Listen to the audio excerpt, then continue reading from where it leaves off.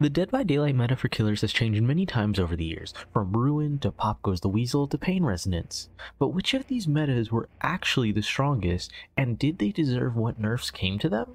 In today's video, I will be talking about the main generator regression metas that DBD has had over the years. First, let's start with Hex Ruin, since that was the first true meta. Hex Ruin is basically the start of the true gen regression meta with its initial introduction and its ability to slowly punish survivors, but at the same time was in a very easy to counter state.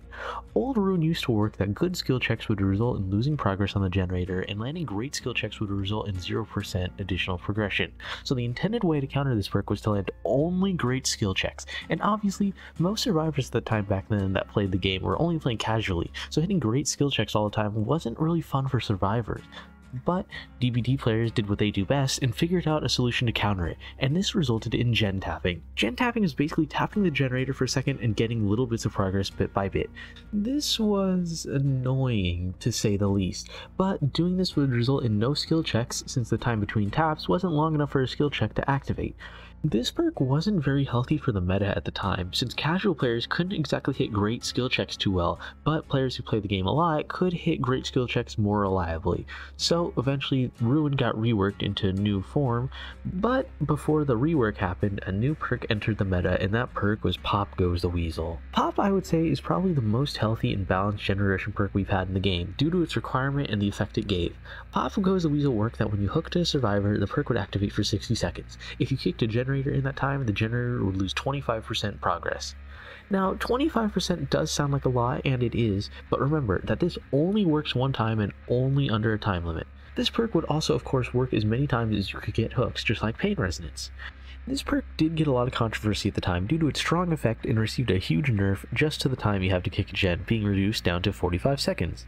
At this time, Decisive Strike was a huge issue in the game, and this change brought another wave of controversy, since at the time Decisive Strike would still have another 60-second timer where survivors could do whatever they wanted for those 60 seconds, but that's a topic for another video. I would honestly say that this perk is pretty balanced, since you have to hook a survivor and go out of your way to a gen and then kick it.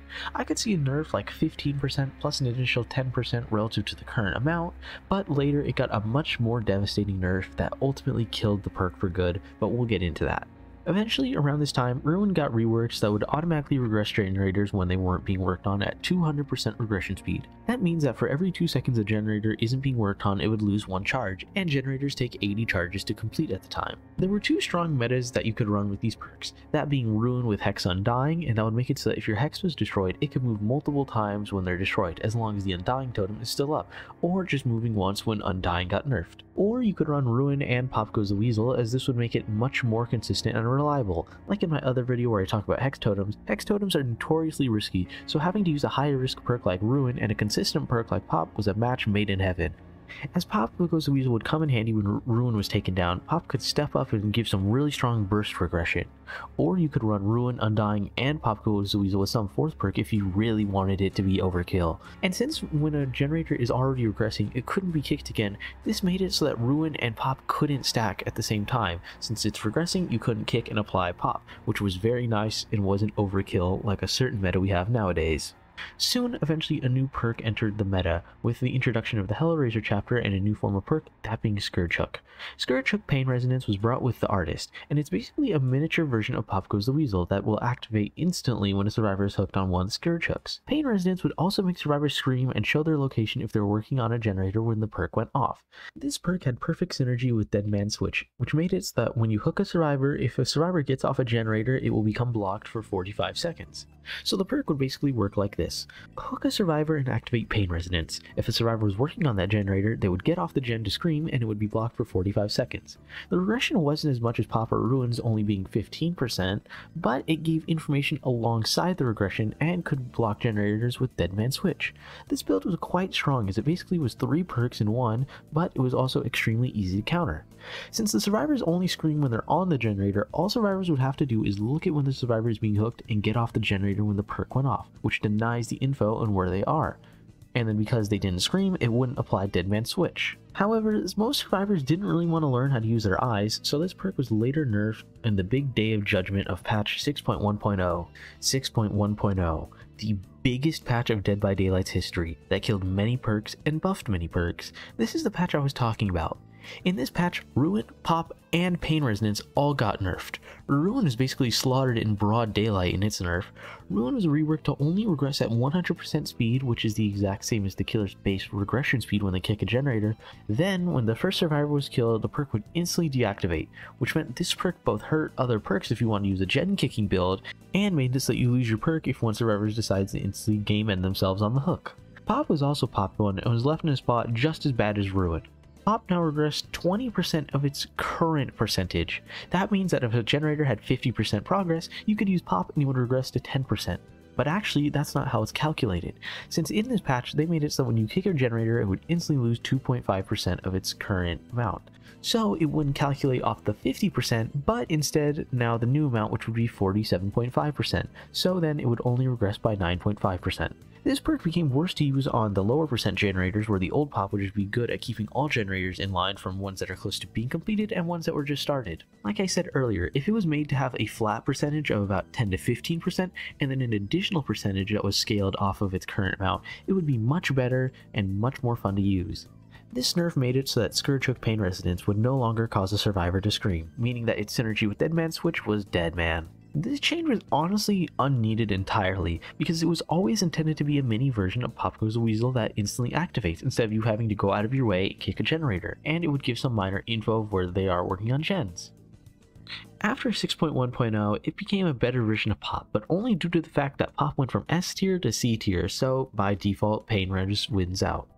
Pain Res eventually got the scream back only a week later, but no longer showed where they are, but just made them scream.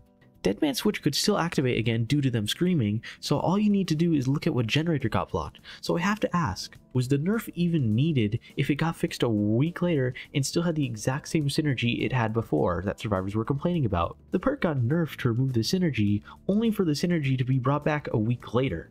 And you can't even make the argument about info, because when a generator is affected by Deadman Switch, the generator glows white, so you already know which generator it is to go to. However, in this new patch of 6.1.0, two new metas arose, that being Thanatophobia and the now dreaded Call of Brian Eruption meta. In patch 6.1.0, they buffed Thanatophobia by a whopping 0.5%, and this drove the community mad. For such a minor buff, this really made survivors livid. 0.5%. Before, it used to work that with each survivor injured, action speeds besides healing and blessing were slowed by 5% per injured survivor up to 20%, and this amount post-buff became 22%. Yeah. However, when paired with Pentimento, it would become 52%, but only if, of course, all survivors are injured, so it could range from the 30% debuff of just Pentimento up to the 52%. But this one minor buff made the community furious for no reason, even though it was still basically possible. It was only a 2% buff in total, and you could still hit 50% slowdown with Pentimento and Thanatophobia, but this buff was too much, I guess? This perk didn't even last 2 weeks before it got nerfed into the ground and ruined. For some reason, Behavior shot Thana in the back of the head after getting a minor buff after about a week of existing. 6.1.2 is the patch where Pain Resonance got buffed, regaining its ability to make survivors scream if they're on a generator while it's being repaired. However, it also massively nerfed Thanatophobia. It made it now so that you could only get 2% regression per survivor, and if all 4 survivors are injured, it gets an additional 12%, so back to 20%. This was objectively one of the hardest and worst nerfs in all of Dead by Daylight's history. The perk was still good on the killers who could use it well and spread hits fast quickly, like Plague, Oni, Twins, and Legion, but then made it near unusable on killers who couldn't chain hits quickly. I just am genuinely baffled what happened to make it still about the same for killers who use it well, but horrible for killers who have a hard time using it. They made the perk much worse for everyone else besides the killers who could already use it well. So why was it nerfed into the ground? If anything, just make it back to the 20% maximum and 5% per survivor. However, that leads us into our current age of the meta, the Gen Kick meta. I will say that this is probably the most annoying and strongest to use meta the game has ever had by a long shot.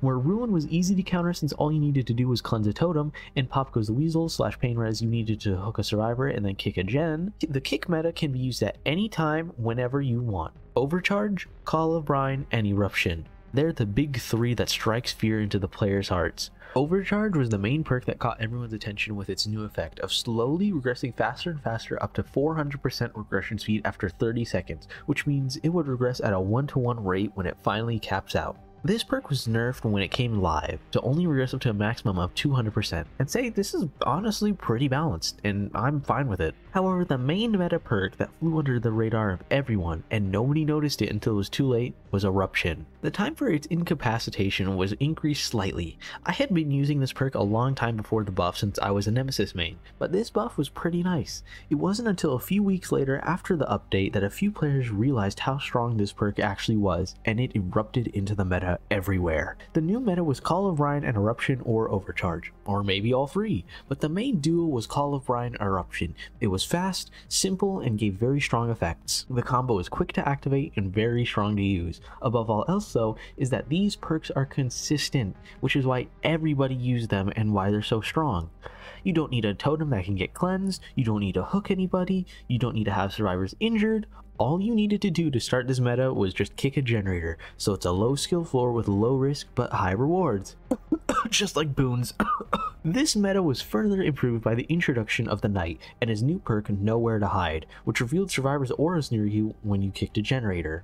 So then you would get lots of regression on the generator and the ability to see if anyone's near you to stop the regression.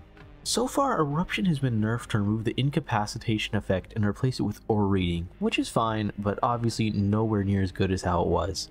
The only real counterplay to this meta is to run back in and tap the generator before it starts regressing out of control and regressing too quickly. Once survivors learned about this meta, they started crafting new anti-builds, which led to Repressed Alliance and Blast Mine becoming meta, since they would slow down and counter the perks even if it was just for a short time. Even with these perks though, with how the current killers have been playing out, like the Knight and Skull Merchant, it wasn't too effective. The Knight and the Skull Merchant are killers who are perfectly designed to contest areas and hold generators. Recently, the Skull Merchant has gotten a tweak or two to give her stronger ability in chase, but it is yet to be seen if this will actually make her better or worse. And the Knight is still the same as he was, and he's the best at defending a generator and holding a 3-gen. So what was the strongest generator meta in Dead by Daylight? Honestly, it should be pretty simple and obvious, so let's start from strongest to weakest. No surprise that the strongest would be the current meta we have right now with the Gen Kick meta. It's reliable, easy to use, and is extremely strong as you can make a generator regress at 400% speed for a while just from pushing one button. Without a doubt, this is the strongest and easiest it has ever been. Next would be the Pain Resonance Dead Man Switch combo, since it would give about 60 seconds of delay from one hook, 15 seconds of regression from the perk alone, and then the generator being blocked for 45 seconds from Dead Man Switch. The only real downside I'd say that this build has is sometimes you get bad spawns with your Scourge hooks, so then you wouldn't get much value out of your build. Third would be the Rework, Ruin, and Pop meta, as both of these were very strong, but were even stronger together. You could probably make the argument that this meta was stronger than the Pain Res DMS combo since Ruin was super overpowered and Pop gave a ton of regression, but I'd say it's only slightly weaker due to how totems work and how unreliable they are. And of course, in dead last, we have the OG Ruin since Gen tapping hard countered it and everyone could just do that, or they could just go and destroy the totem. I'm not honestly sure if I should mention the Thanatophobia Pentimento combo, but I'd probably say that was slightly above OG Ruin. It is inevitable that 3-gens either get reworked or fixed, and Call of Ryan Overcharge are definitely next on the chopping block. However, I do have hope for one thing, and that's this player base's ability to adapt. They've done it many times before. I know for a fact that no matter what comes next, even after the nerfs, a new meta will form. But will it be as strong as the Gen Kick meta, or will it be worse? Only time will tell. Now, I'm sure there was probably something I missed in the meta with some sort of off-meta build like Pentimento Plaything or some other niche build, but I tried to cover the main aspects of the metas and the main metas, so if I did miss anything, please let me know in the comments below. And until next time, have a great day. This is Donut Boy signing off.